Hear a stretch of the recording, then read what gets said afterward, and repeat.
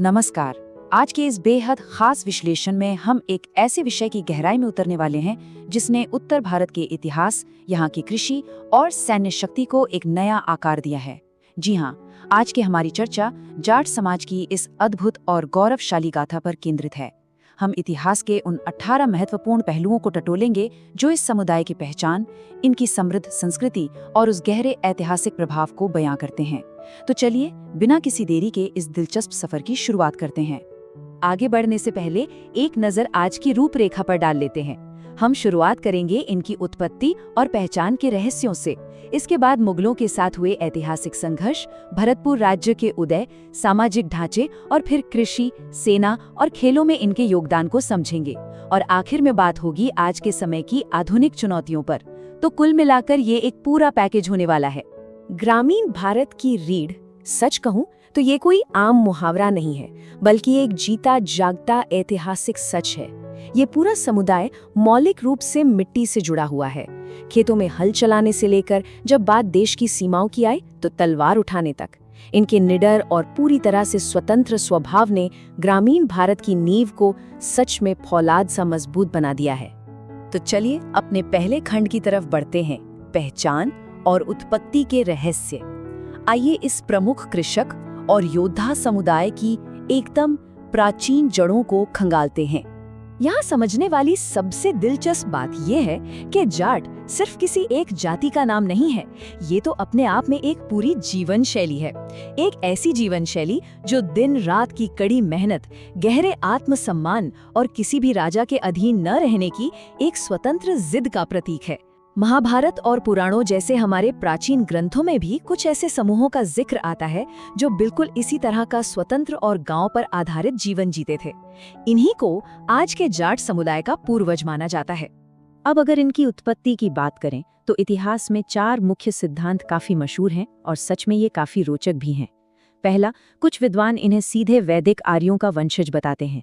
दूसरा सिद्धांत इन्हें शिवी, तक्षक और यादव जैसे प्राचीन क्षत्रिय वंशों की अगली कड़ी मानता है। वहीं ब्रिटिश इतिहासकारों ने एक विदेशी मूल का सिद्धांत भी दिया था, इन्हें इंडो-स्किथियन से जोड़कर, जिसे भारतीय विद्वान अक्सर सिरे से नकार देते हैं। और चौथा सिद्धांत इन्हें सीधे सिंधु घाटी सभ्यता के उन पुराने कृषक समाजों से जोड़ता है। हालांकि इतने शोध के बावजूद विद्वान आज तक किसी एक पक्के निष्कर्ष पर नहीं पहुंच पाए हैं, जो इस पूरे रहस्य को और भी ज्यादा दिलचस्प बना देता है। खैर, अब आगे बढ़ते हैं हमारे दूसरे खंड पर, मुगल संघर्ष से लेकर भरतपुर राज्य तक का सफर। ये वो मध्यकालीन दौर था जब इस समाज ने अपनी असली सैन्य ताकत और साम्राज्य बनाने की कमाल की कला दुनिया को दिखाई। ये ऐतिहासिक कहानी मुख्य रूप से 1669 में रफ्तार पकड़ती है, जब गोकुला जाट ने औरंगजेब की बेहद कठोर टैक्स नीतियों के खिलाफ किसानों का पहला सबसे बड़ा विद्रोह खड़ा कर दिया। इसके ठीक बाद 17वीं सदी के आखिर में राजा राम जाट ने सीधे मुगल चौकियों पर हमले किए और अपनी सैन्य ताकत को कई गुना बढ़ा लिया। फिर 18वीं सदी की शुरुआत में आते हैं चूड़ामन जाट, जिन्होंने पहली बार एक औपचारिक सेना बनाई और मजबूत किले खड़े किए। और अंत में 18वीं सदी के मध्य में महाराजा सूरजमल के नेतृत्व में ये पूरा का पूरा संघर्ष एक बेहद शक्तिशाली और संप्रभु भरतपुर राज्य के रूप में दुनिया के सामने आया। महाराजा सूरजमल का वो दौर सच में राजनीतिक और प्रशासनिक ताकत का एकदम चरम बिंदु था। उनकी बुद्धि इतनी प्रखर थी कि इतिहास में उन्हें जाटों का प्लेटो तक कहा जाता है।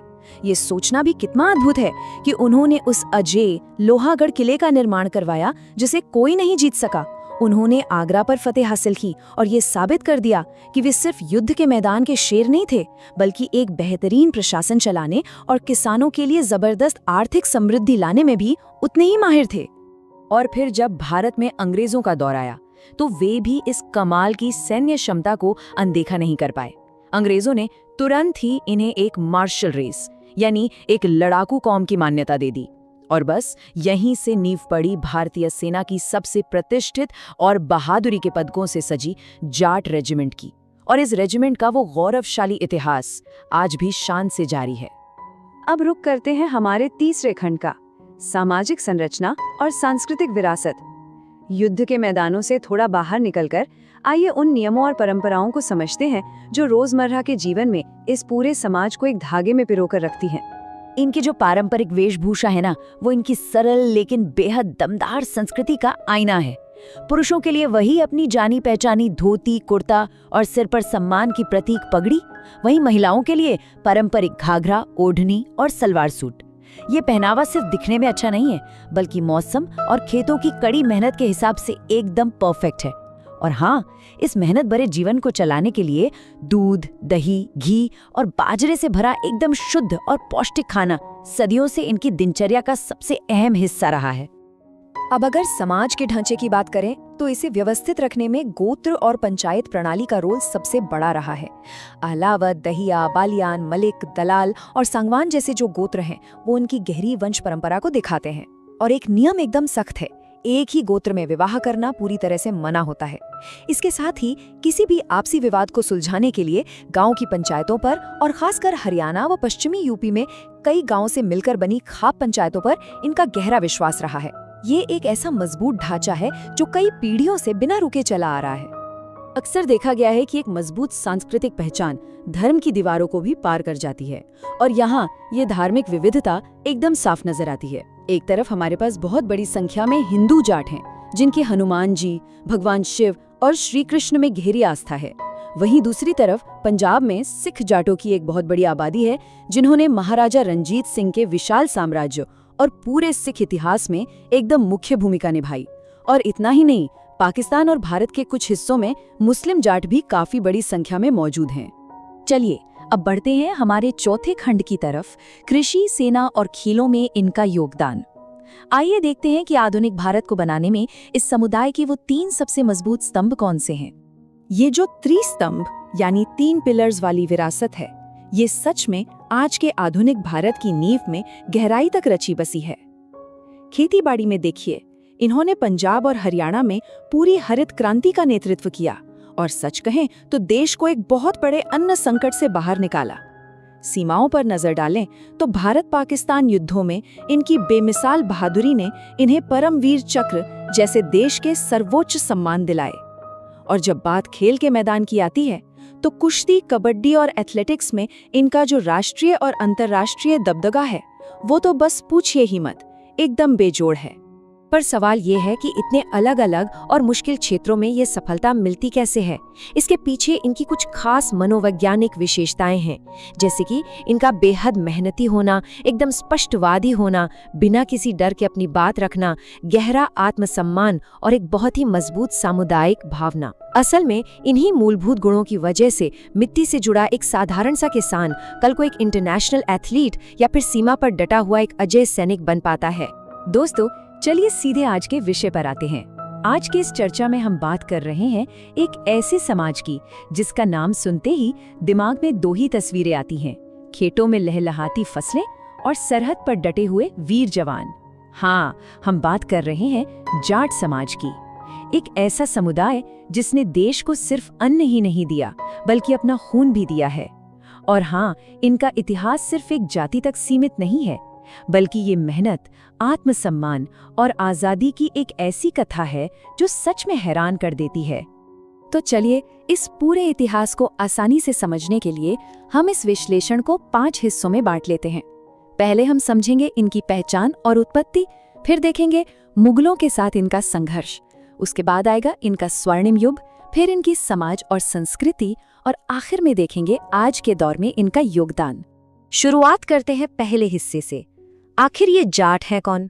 अब देखिए, उत्तर भारत से लेकर पाकिस्तान तक फैले इस बड़े समुदाय को अगर एक लाइन में समझाना हो ना, तो इनकी 2 सबसे बड़ी पहचान है।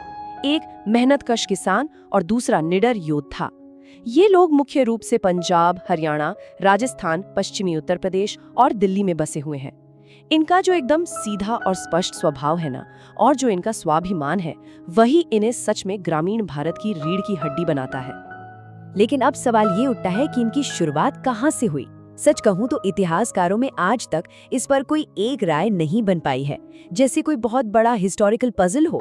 कुछ इतिहासकार इन्हें सीधे प्राचीन वैदिक आर्यों से जोड़ते हैं। एक दूसरी थ्योरी के मुताबिक ये शिवी और यादव जैसी प्राचीन क्षत्रिय वंशों के उत्तराधिकारी हैं। वहीं कुछ अंग्रेज इतिहासकारों ने इन्हें शक या हूण जैसे विदेशी समूहों से जोड़ने की कोशिश की थी, जिससे भारतीय इतिहासकार बिल्कुल नहीं मानते। और एक चौथा विचार ये भी है कि ये सीधे सिंधु घाटी सभ्यता के कृषि समाज से जुड़े हुए हैं। तो अलग अलग थ्योरीज हैं। पर एक बात जो बिल्कुल पक्की है वो ये कि महाभारत और पुराणों में भी ऐसे जनसमूहों का जिक्र मिलता है जिन्हें इनका पूर्वज माना जा सकता है। प्राचीन काल से ही ये लोग खेती, पशुपालन और युद्ध कला में एकदम एक्सपर्ट थे। इनकी सबसे बड़ी खासियत पता है क्या थी? इनकी आजादी। मतलब किसी राजा के अंडर काम करने के बजाय ये अपने खुद के रूल्स बनाते थे और अपनी पंचायत व्यवस्था पर ही भरोसा करते थे। अब आते हैं दूसरे हिस्से पर, जहां से इतिहास एक नया और आक्रामक मोड़ लेता है, मुगलों के साथ इनका संघर्ष। दरअसल ये कहानी तब थोड़ी गरमाई जब मुगल सम्राट औरंगजेब की कठोर नीतियों और भारी टैक्स ने किसानों को बगावत पर मजबूर कर दिया। सोचिए, साल 1669 में गोकुला जाट ने किसानों को इकट्ठा करके मुगलों के खिलाफ एक बहुत बड़ा विद्रोह छेड़ दिया। गोकुला के बाद राजा राम जाट ने छापामार युद्ध यानी गुरिल्ला वॉरफेयर के जरिए इस क्रांति को आगे बढ़ाया। और फिर 18वीं सदी की शुरुआत आते आते चूड़ामन जाट ने इस पूरे किसान विद्रोह को एक बेहद ताकतवर और संगठित सेना में बदल कर रख दिया। ये वाकई एक बड़ा गेम चेंजर था। और यहीं से शुरू होता है इनका तीसरा और सबसे सुनहरा दौर, महाराजा सूरजमल का स्वर्णिम युग। 18वीं सदी में इस समाज की ताकत अपने एकदम पीक पर थी और इसका पूरा क्रेडिट जाता है महाराजा सूरजमल को। क्या आपको पता है कि इन्हें जाटों का प्लेटो क्यों कहा जाता था? क्योंकि उनका दिमाग और कूटनीति दोनों कमाल के थे। अपनी बुद्धिमत्ता और बहादुरी के इसी अनूठे कॉम्बिनेशन से उन्होंने भरतपुर को एक विशाल ताकत में बदल दिया था। उनकी इस ताकत का सबसे बड़ा सबूत है लोहागढ़ किला। ये किला इतना मजबूत था कि अंग्रेज सेना भी इसे कभी जीत नहीं पाई। Literally unconquerable. इसके अलावा आगरा को जीतना और किसानों के लिए एक बेहतरीन प्रशासन खड़ा करके आर्थिक समृद्धि लाना, ये साफ दिखाता है कि वो सिर्फ एक लड़ाके नहीं थे बल्कि एक बेहद कुशल शासक भी थे। चलिए अब बढ़ते हैं चौथे हिस्से की तरफ, जहां हम इनके समाज और संस्कृति के ताने बाने को समझेंगे। इन ऐतिहासिक जीतों के पीछे सिर्फ हथियार नहीं बल्कि एक बेहद मजबूत सामाजिक ढांचा भी था। इसी ढांचे का एक बड़ा हिस्सा है खाप पंचायत। खासतौर पर हरियाणा और पश्चिमी यूपी में ये एक पारंपरिक सामाजिक प्रशासन प्रणाली है। आसान शब्दों में कहें तो ये कई गांवों और गोत्रों का एक ग्रुप होती है, जिसे पुराने जमाने में आपसी विवाद सुलझाने और सामाजिक नियम तय करने के लिए बनाया गया था और इसकी चर्चा आज भी अक्सर होती रहती है। अब अगर समाज की बात चली है तो इनकी गोत्र प्रणाली को समझना बहुत जरूरी है। अहिलावत, दहिया, बालियान, मलिक, बेनीवाल और जाखर जैसे कुछ प्रमुख गोत्र सीधे तौर पर एक इंसान की वंश परंपरा यानी उसके रूट्स को दर्शाते हैं।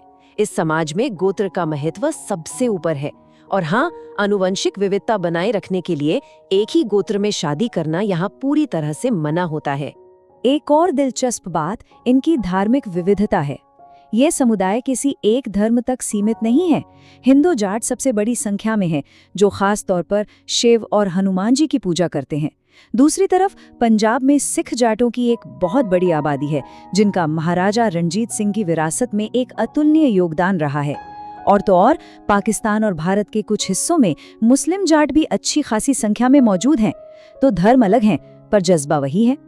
खैर, जज्बे के अलावा एक और चीज है जो इन्हें खास बनाती है, और वो है इनका खाना। इनकी उस मशहूर शारीरिक ताकत का राज आखिर है क्या? वो छिपा है इनके देसी और पौष्टिक खान पान में। दूध, दही, शुद्ध देसी घी, बाजरे की रोटी और गिलास भर के लस्सी। वाह, यही वो सुपर डाइट है जिसने पीढ़ियों से इस समाज को शारीरिक रूप से इतना मजबूत बनाए रखा है। और यही ताकत इनके खेतों से लेकर युद्ध के मैदान तक साफ दिखती है। और यही ताकत आज के आधुनिक दौर में भी आगे बढ़ रही है। तो आते हैं अपने आखिरी हिस्से पर, इनकी आधुनिक उपलब्धियां और चुनौतियां। आज का ये समाज सिर्फ पुराने किलों या इतिहास की किताबों तक सीमित थोड़ी है।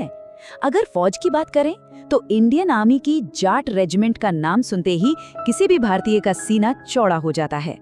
अंग्रेजों ने तो इनको शुरू से ही मार्शल रेस का दर्जा दिया था और आज भी सरहद की सुरक्षा से लेकर बड़े बड़े युद्धों तक इस रेजिमेंट ने ऐसी बहादुरी दिखाई है कि इनके अनगिनत सैनिकों ने परमवीर चक्र और कई सर्वोच्च वीरता पुरस्कार अपने नाम किए हैं। और सोचिए, इनका योगदान सिर्फ सरहदों तक सीमित नहीं है। देश के अंदर फसलों की पैदावार बढ़ाने में भी इन्होंने एक बड़ी क्रांति ला दी। हरियाणा और पंजाब की तस्वीर बदल देने वाली हरित क्रांति यानी ग्रीन रेवोल्यूशन के मुख्य स्तंभ यही मेहनतकश किसान थे। नई टेक्नोलॉजी और आधुनिक खेती को अपनाकर भारत को अनाज के मामले में आत्मनिर्भर बनाने में इनका रोल सच में ऐतिहासिक रहा है। अब थोड़ी बात आधुनिक राजनीति की भी कर लेते हैं, जिसमें आरक्षण एक बड़ा मुद्दा रहा है। अगर आप ध्यान दें तो हरियाणा और पंजाब में ये समुदाय फिलहाल सामान्य वर्ग यानी जनरल कैटेगरी में आता है, जबकि राजस्थान, उत्तर प्रदेश और दिल्ली के कुछ खास हिस्सों में इन्हें ओबीसी कैटेगरी में रखा गया है। आरक्षण की ये अलग अलग स्थिति आज भी कई राज्यों में एक अहम राजनीतिक विमर्श बनी हुई है। लेकिन खेती, सेना और राजनीति से आगे बढ़कर एक ऐसी जगह है जहां इस समाज का एक तरफा दबदबा है। जी हाँ, स्पोर्ट्स, चाहे कुश्ती का अखाड़ा हो, कबड्डी का मैदान हो या एथलेटिक्स का ट्रैक, नेशनल से लेकर इंटरनेशनल लेवल तक मेडल जीतने वाले खिलाड़ियों में इनका डोमिनेंस साफ देखा जा सकता है। इनकी वो पुरानी ऐतिहासिक ताकत आज नए जमाने के स्टेडियम्स में भारत का झंडा ऊंचा कर रही है। तो कुल मिलाकर अगर देखा जाए तो प्राचीन काल के उन आजाद किसानों से लेकर मुगलों को टक्कर देने वाले योद्धाओं और आज के आधुनिक देश रक्षकों और वर्ल्ड क्लास एथलीट्स तक इस समुदाय का पूरा सफर वाकई बेमिसाल रहा है। अब आखिर में सवाल ये है, मेहनत, स्वाभिमान और न डरने का जो जज्बा इनकी रगों में दौड़ता है, वो आने वाले वक्त में किस नई क्रांति को जन्म देगा? ये एक ऐसा सवाल है जो हमें जरूर सोचना चाहिए। अब हम आ गए हैं अपने आखिरी यानी 5वें खंड पर, आधुनिक स्वरूप और वर्तमान चुनौतियां। इतिहास के इस शानदार सफर के बाद अब वक्त है आज की सच्चाई और नई चुनौतियों पर एक निष्पक्ष नजर डालने का।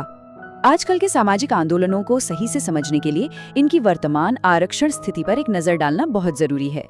हम देख सकते हैं कि हरियाणा और पंजाब में यह समुदाय सामान्य वर्ग यानी जनरल कैटेगरी में आता है, लेकिन वहीं राजस्थान के कुछ खास हिस्सों में और उत्तर प्रदेश व दिल्ली में इन्हें ओबीसी श्रेणी का दर्जा मिला हुआ है।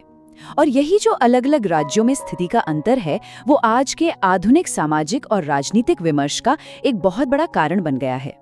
राजनीति की बात करें तो इस समुदाय ने राष्ट्रीय और राज्य स्तर दोनों जगह अपनी एक बेहद मजबूत छाप छोड़ी है।